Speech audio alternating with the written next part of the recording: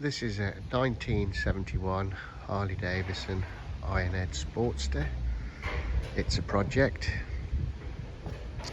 I've not had this one turning over. There's no starter motor on it.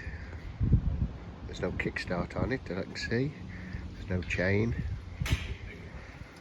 So I haven't turned it over. It's an unfinished project.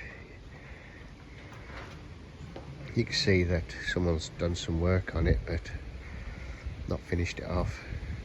Needs rewiring and a few other things.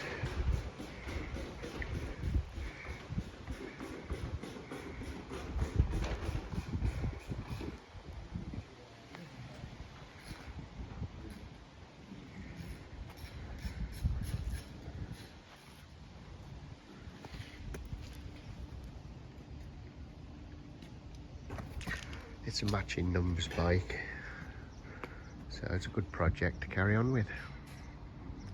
Check it out on eBay.